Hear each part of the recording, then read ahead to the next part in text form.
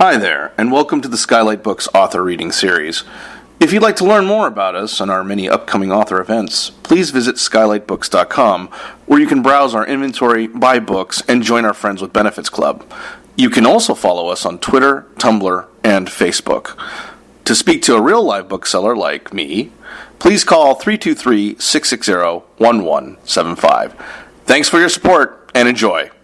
Paul Briggs has worked in the animation industry for 20 years and was fortunate to be the head of story on Disney's Frozen and Big Hero 6, both of which received an Academy Award for Best Animated Feature Film.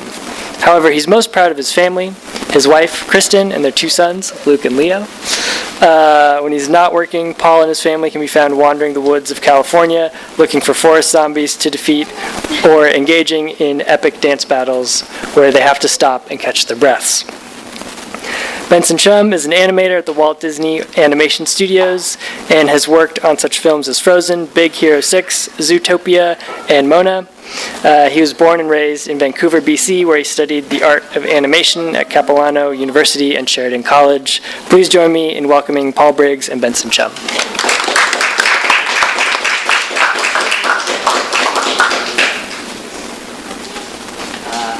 Thank you so much for having us tonight. And so I'm just really excited to be sharing with you our picture books. I'll just take one of the books. So Holly's Day at the Pool was actually inspired by my niece when she was very young, and she had this fear of the water. And I thought that was interesting because I was asking her, so why are you so scared of the water? And she would come up with like ideas like, oh, it'll get in my eyes, it'll go up my nose, it'll get in my ears. And I just wanted to explore what her imagination would be like going through those fears and how she could possibly overcome it. So that's kind of how Holly's Day at the Pool came to be. So let's take a look at the book.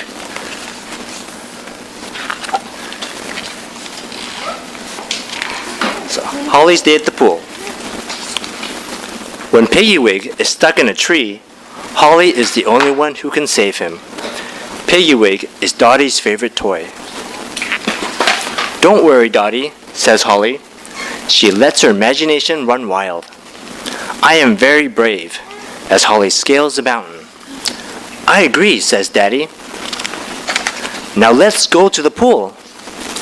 No, I don't want to go to the pool, says Holly. What if the water is too cold? It might be a little cold at first, says Daddy, but the longer you stay in the water, the nicer it will feel. Then Holly says, what if I get water in my eyes, or my nose, or my ears? Wipe the water away if it gets in your eyes, says Daddy. Give a snort if it gets in your nose, and shake your head if it gets in your ears. Then Holly says, what if I sink to the bottom? If you feel yourself sinking, remember your swimming lessons. Hold your breath, kick your legs, and stroke with your arms. Then Holly says, what if a big, scary, snapping turtle pinches me? And we see a turtle coming towards Holly. As you can see, Holly, there aren't any snapping turtles here. Ready to make a splash? Still unconvinced, Holly says, no. What if... Sploosh! Piggywig falls into the water. Piggywig! Dottie cries. Don't worry, says Holly. I'll save Piggywig. Holly reaches with her hand. She can't quite reach Piggywig yet, so she reaches with her foot. Then Holly holds her breath and jumps in. Brrr! The water is chilly at first, but soon it feels nice. Holly saves Piggywig, and she kicks with her legs, strokes with her arms, all the way to the side of the pool. Holly wipes the water from her eyes, and snort the water from her nose, and shake the water from her ears. Here you go, says Holly. Holly saved Piggywig, Dottie says. You're an excellent swimmer and a good sister and a very brave girl, says Daddy. I am all of those things, says Holly, but I am especially brave. Except for turtles, says Dottie. Ah, you're right. There is a big, scary snapping turtle in this pool. It's only me, says Birdie. We're all playing pool tag, and you're it. It turns out Holly is very good at playing pool tag. And especially Cannonball Splash!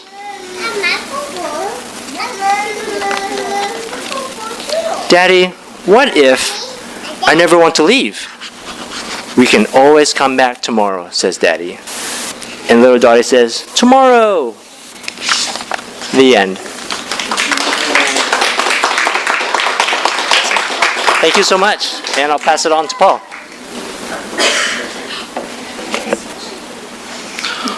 Hi everybody, my name is Paul Briggs, and I'm going to read my book to you. My book is called Catch My Breath. All right, are y'all ready? Are you ready? Yeah? All right, let's do this. Before I begin, who loves to run super fast here? Who loves to run? Do you like to run? Do you like to run? All right. Well, this little boy, he loves to run too. I love to run as fast as I can. He is very, very fast. But his mother tells him, slow down, catch your breath. And look, he's like, what? Catch my breath?